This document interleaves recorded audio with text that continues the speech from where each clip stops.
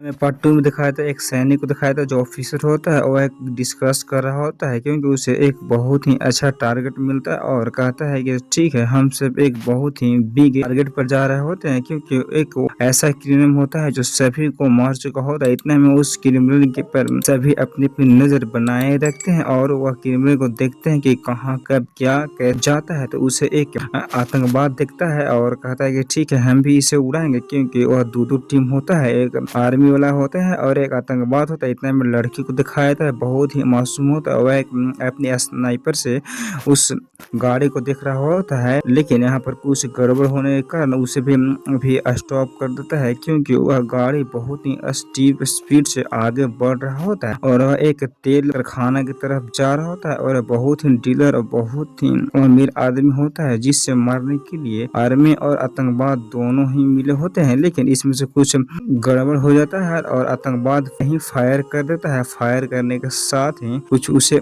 नजर आता है और नजर आने के साथ ही उसे कुछ अपनी तरफ से ऐसा मारता है गोली कि उसे कार का ड्राइवर जाकर वहीं पर मर जाता है। लेकिन कुछ देरी के बाद उस ऑफिसर को भी वहीं पर मार देता है जिससे वह डीलर भी खत्म हो जाता है और गाड़ी बहुत ही अच्छी तरह से बुरी तरह से पलट जाता है और वह आदमी दोनों वहीं पर मर जाता है। और यह आर्मी और आतंकवाद का दोनों का मिलीजुली। फिर हमें एक ऑफिसर को दिखाया जाता है जो बहुत ही आतंकवाद को ट्रैक कर रहा होता है सैटेलाइट के द्वारा। इतने में आतंकवाद बहुत ही तेज होता है, उसे एक अलग डिवाइस होता है जो अपनी तरफ से मदद करने के साथ ऐसा डिवाइस होता है जो एक अपनी आर्मी वालों का शिकार कर ही लेता है। बहुत ही खतरनाक डिवाइस होता है, वो कहीं भी बैठा हुआ स्नाइपर उसे खलास ही कर देता था। इसी कारण वहाँ पर आतंकवाद के द्वारा ऑपरेशन चल लगा, स्नाइपर को मारने वाले वहाँ एक स्नाइपर को मार देता है। इतने में एक उसका दोस्त होता है वो बहुत ही गुस्सा होता है, कहता है कि यह कैसा हुआ, जरूर कुछ मिली भगत है, लेकिन यहाँ पर कुछ भी मिली भगत नहीं होता है। इतने के साथ वह अपनी दोस्त का लाश लेकर किनारे आता है और हमें एक कंपनी को दिखाया जाता है जो बहुत ही तेल शोधक कंपनी होता है और इसे देखकर बहुत ही भयानक लगता है। इसी कारण दोनों में लड़ाई हुआ था, इसी कारण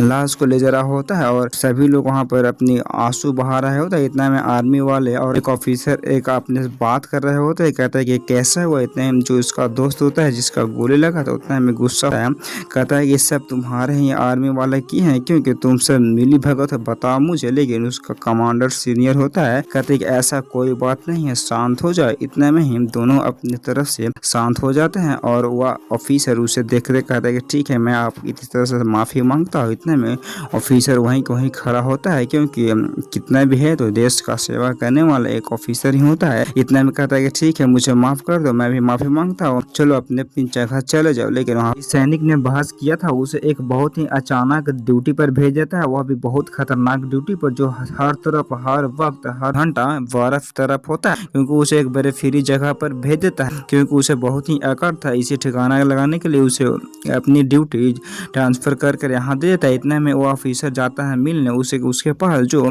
उसका देखभाल करने के लिए एक कैंडिडेट होता है वहाँ पर जाता है और मिलकर ऑफिसर से बहुत ही खुशी होता है, कहता है कि सब मिल मिलाप होता है, बातचीत होता है।